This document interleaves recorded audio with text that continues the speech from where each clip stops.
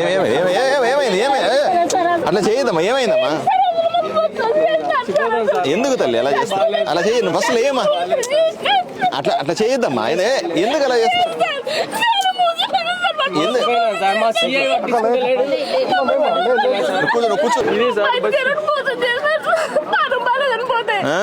ఆరోగ్యం బాగాలేదని పోతే మోసం చేసినారు. ఎవరు? దుర్గా సింగ్. ఎవరుంటాడు ఇక్కడ? ఏం చేసినాడు చెప్పు. మాకు పూజల పేరు చెప్పి ఆరోగ్యం బాగాలేకపోతే దగ్గర తీసుకుపోయి ఏమో ధనం ఉందని చెప్పి తీయకపోతే చనిపోతారని చెప్పి మస్తు మోసం చేసిండు సార్. ఏం చేసినాడు? ఎంత మోసం చేసినా? డబ్బులు తీసుకున్నారా? డబ్బులు తీసుకున్నాడు సార్. ఎంత డబ్బులు తీసుకున్నాడు? 3 కోట్ల దాకా తీసుకున్నాడు సార్. 3 కోట్ల? మొత్తం ఎవిడెన్స్ కూడా ఉన్నాయి సార్. అన్ని 3 కోట్ల?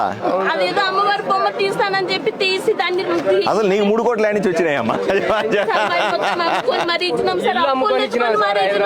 అమ్ముకొని ఫ్లాట్ అమ్ముకొని అన్ని తీసుకున్నాం సార్.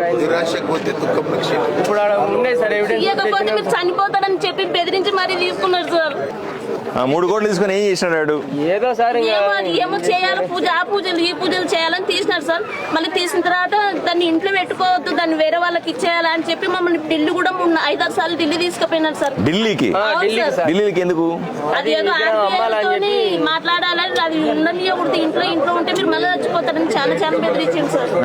ఆర్బీఐలతో పోవాలని తీసుకుపోయినారు సార్ ఢిల్లీకి. అక్కడ తీసుకుపోయి మమ్మల్ని లాటింగ్ లో పడేసి వాళ్ళు బయట ఎక్కడ తిరుగుతున్నారో మాకు తెలియదు సార్. మేము వాళ్ళతో మాట్లాడొచ్చినాం, వీళ్ళతో మాట్లాడొచ్చినాం అని చెప్పేసి మమ్మల్ని అక్కడ నుంచి మళ్ళీ ఇంటికి తీసుకొచ్చేవారు సార్.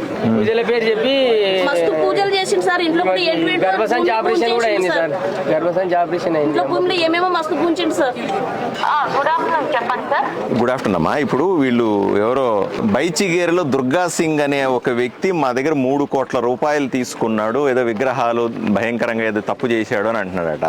దీనికి తోడు ఇంకా ఎవరో, వాడి పేరేమ్మా, ముకుంద అనే ఒక వ్యక్తి మీ ఊర్లోకి వస్తే కొడతానంటాడంట, ఊర్లోకి వస్తే దాడి చేస్తానని బెదిరిస్తా ఉన్నాడంట.